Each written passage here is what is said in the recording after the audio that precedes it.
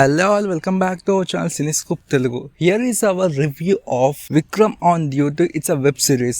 So it Jio Hotstar streaming అవుతుంది. టోటల్గా మీకు 4 ఎపిసోడ్స్ మాత్రమే ఉంటాయి, ఎక్కువ ఉండవు. So each and every episode ఒక 2 ఎపిసోడ్స్ 25 to 30 minutes, ఇంకోటి 20-25 minutes. సో ఈ ప్యాటర్న్ ఆఫ్లోనే ఉంటుంది. సో 20 to 30 minutes మధ్యలోనే ఉంటుంది మీకు ఎపిసోడ్స్ రన్ టైం అనేది. సో పాయింట్ ఏంటంటే శిరీష ఒక రేప్కి గురవుతుంది. సో ఆ రేప్ చేసింది ఎవరు, అసలు ఏం జరిగింది, అండ్ విక్రమ్ ఈ కేసుని ఇలా సాల్వ్ చేస్తారు. ఇది సిరీస్ లో చూస్తారు. సో ఎలా అనిపించింది అంటే ఇట్స్ ఓకే, అట్లా ఓకే అట్లా ఒక ట్రయల్ అయ్యొచ్చు. బట్ అది సాటిస్ఫై అవుతారా అంటే బేస్డ్ ఆన్ యువర్ ఒపీనియన్. అంటే నేను మాత్రం సాటిస్ఫై అవ్వలేదు అని చెప్తా. ఎందుకంటే ఇప్పుడు ఒక పాయింట్ అనేది ఉంది మనకి ఫస్ట్ ఎపిసోడ్లోనే ఆ స్టోరీ ఏంటి, ఆ మొత్తం entire straight to the point వచ్చేస్తారు. అది బాగానే ఉంది. But when it comes to అంటే నువ్వు ఒక పాయింట్ నువ్వు ఓపెన్ చేసిన తర్వాత ఇక్కడ ఏం చేస్తావు అంటే ఆ పాయింట్ జస్టిఫికేషన్ ఇవ్వాలి.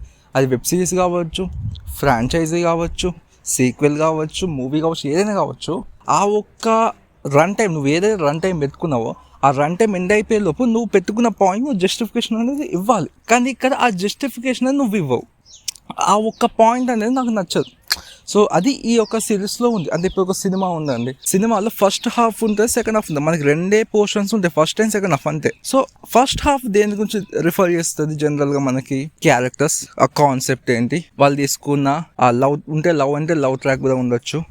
సో కొత్త క్యారెక్టర్స్ రావచ్చు, ఆ వరల్డ్ అనేది చూపిస్తారు. సో క్లిఫ్ హ్యాంగర్ ఒక ఇంటర్వెల్ బ్యాక్ డ్రాప్ అనేది వెళ్తారు. సో సర్ప్రైజ్ కావచ్చు, ట్విస్ట్ కావచ్చు, anything based on their genre. సో ఇదంతా మనకి దేనికోసం ఓకే వీళ్ళు పాయింట్ తీసుకున్నారు, ఇలా మనకి చూపిస్తున్నారు. సో ఈ ప్యాటర్న్ ఆఫ్ మనకి చూపించడానికి మనకి ఫస్ట్ హాఫ్ అనేది బిల్డ్ చేస్తారు.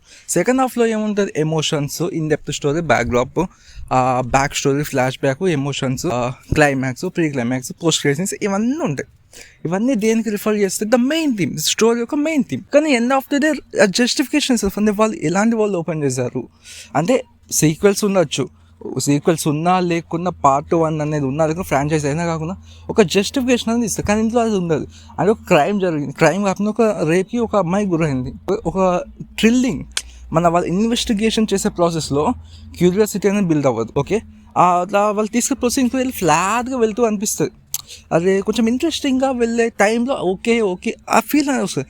ఆ బ్యాక్గ్రౌండ్ స్కోర్ కూడా సరిగ్గా వర్క్ అవ్వలేదు. ముఖ్యంగా పర్ఫార్మెన్సెస్ ఆర్డ్గా ఉంటాయి, చాలా ఆర్టిఫిషియల్గా ఉంటాయి, ఎక్కడ కూడా అంత కన్విన్సింగ్ అనిపించదు. రేపు ఒక థ్రిల్లర్ ఫిలిం చూసిన ఫీల్ రాదు. ఆ ఫీల్ని జనరేట్ చేయలేకపోయారు. ఎందుకంటే అన్ని ఎలిమెంట్స్ ఏమి లేవు, అంత ఎలిమెంట్స్ ఏం పెట్టుకోలేదు వీళ్ళు, అన్ని క్యారెక్టర్స్ కూడా పెట్టుకోలేదు.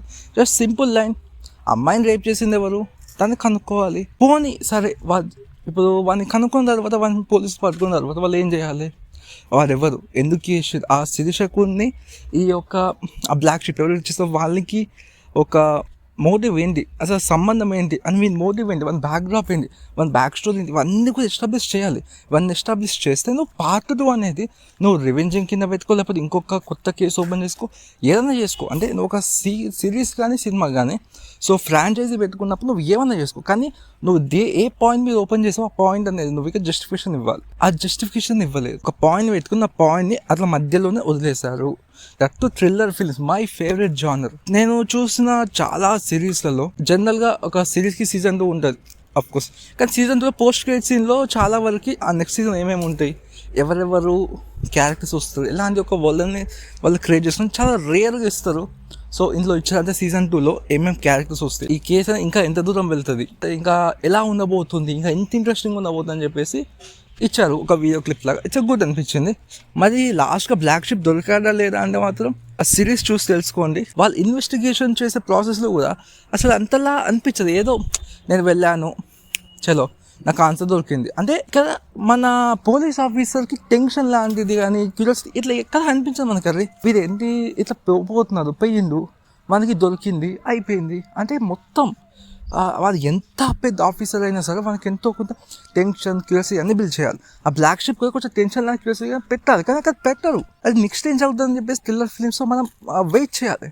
కానీ దీంట్లో అలాంటి ఏమీ చేయలేం. చాలా హార్డ్గా ఉండే పర్ఫార్మెన్సెస్, ఇన్వెస్టిగేషన్ కూడా అంతా ఏదో ఫ్లాట్గా వెళ్తుంది. అందుకే గివ్ ఎ ట్రై ఒకసారి అట్లా. Cinematography was a good and this is the review of Vikram on duty. It's a web series. ఇలాంటి మరెన్నో రివ్యూస్ కోసం మన ఛానల్ని సబ్స్క్రైబ్ చేసుకోండి. ఇలాంటి వీడియోస్ అనేది వస్తూనే ఉంటాయి. So thanks for watching.